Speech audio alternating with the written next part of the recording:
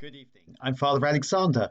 This is St. Peter's in Hove, and I'm making my 90th step in our walking tour through the Bible and talking about the struggle between Saul and King David, or the future King David.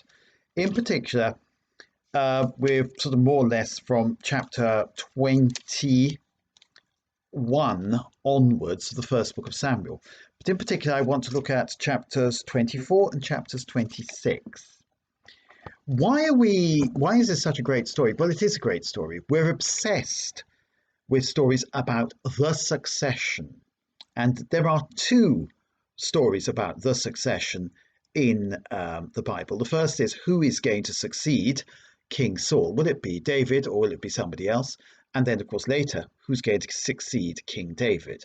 In those days, there were no clear laws about succession. Saul was the first king of Israel, and it was by no means certain that Jonathan would follow him to the throne, because Jonathan is just the king's son. He's not actually Prince Jonathan. Neither is Saul's wife, the queen. Saul is the king, but there's no royal family as such. People often ask why are English people so absolutely fascinated by Henry VIII and his children, whereas they're not particularly interested in Henry VII or, in fact, in James I. The reason we're really fascinated by Henry VIII is because it's a throne succession narrative. Henry VIII, the mighty king, is desperate for an heir. And his ability to get an heir, his inability to get an heir, his inability to get a wife who will bear him sons is a great drama, as we know. And then later he's succeeded by his son, who dies aged 16, and then by two women who, his daughters, neither of whom produces an heir. And that, incidentally, would have been the great talking point in Tudor England. What happens if the king dies? Will there be a civil war? Who will succeed? What happens if the queen dies?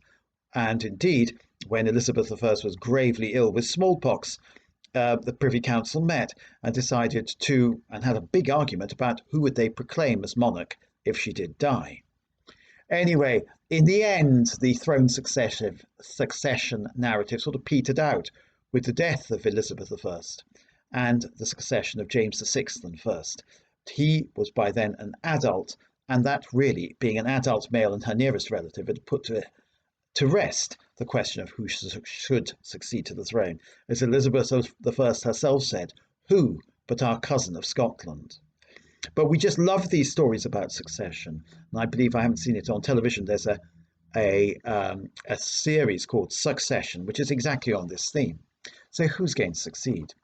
Now, of course, in the best possible way, the best possible tradition, Saul is clearly a bad man, and David is clearly a good man. Chapter 24 and chapter 26 both have a similar structure. In chapter 24, Saul goes into a cave to relieve himself, and David's hiding in the cave. While Saul is busy, David can run him through with his sword, but he doesn't. Instead, he cuts off the border of his cloak and then says to King Saul from a safe distance, I could have killed you, but I didn't. Saul then repents and goes away. Saul admits his guilt in pursuing David. Saul's pursuit of David is a sort of megalomaniac pursuit, leads him to kill all the priests and so on and so forth. It's completely wrong. Saul is pursuing David simply because Saul is really unhinged, jealous. In other words, Saul's not in control of himself. How can he be a good king in control of other people? In chapter 26, Saul's camp falls into a sort of a magical sleep. David goes down into the camp and takes the pitcher and the spear by Saul's head without killing Saul, and then calls across this valley towards him, saying, I could have killed you, but I didn't. And Saul again repents and goes away. It's essentially the same story, and it has the same punchline. David is urged to kill Saul, but says, each time, who can draw his sword against the Lord's anointed and be without guilt? In other words, to kill the anointed sovereign is wrong and can never be justified.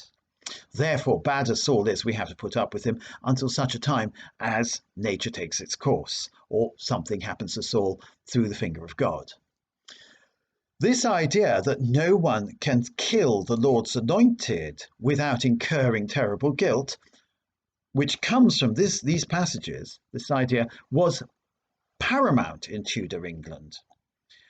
Queen Elizabeth I wanted to get rid of Mary, Queen of Scots, but she hesitated and prevaricated for years because she knew that to kill a Lord's anointed, a fellow queen, would be completely unjustified. It's wrong. It's condemned by the Bible. And of course, this passage would have echoed in the minds of those regicides who had Charles I, Mary Queen of Scots' grandson, put to death. They too would have been fearful of incurring the divine wrath. But of course, they also use a biblical phrase about Charles I, which was first used of King David, Charles Stuart, that man of blood. And King David later, as we'll see, is condemned as a man of blood, one who has shed much blood. He himself admits that. Now, the sacredness of the monarch might be a rather odd topic for contemporary discussion. A lot of time has passed since Tudor England, and indeed since the execution of Charles I, and indeed the execution of Louis XVI. Nowadays, we don't think in these terms about the monarch being inviolate. However, the Lord's anointed is something that goes much further than that. We're all the Lord's anointed. Each one of us has been anointed twice at baptism. First of all on our chests and also on our heads. We were anointed. The first to prepare us for baptism, the second as a sign of our baptism, with the oil of chrism on our heads. And the oil of chrism on our heads made us prophets, priests, and kings. Again, we were anointed at our confirmation, our chrismation. And that, of course, makes us into the people of God. All these sacraments make us into the people of God, the people chosen by God, the people consecrated by God, the people set apart for a special purpose by God.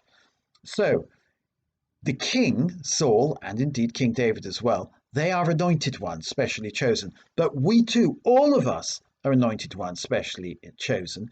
And therefore, each one of us is inviolate. Each one of us should not be harmed by others. If you want a good foundation for Christian morality, it's a way of going forward, a way of behaving, it's this. Treat everyone you meet as the Lord's anointed. Do not extend your hand in hostility towards them, because that will be punishable by God. They are the Lord's anointed.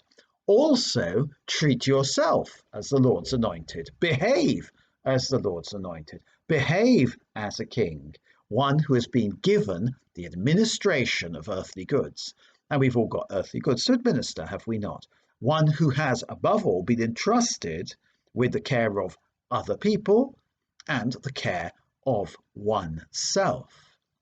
Now, David is a shepherd who has been promoted to be the shepherd of his people Israel, the shepherd of God's people Israel.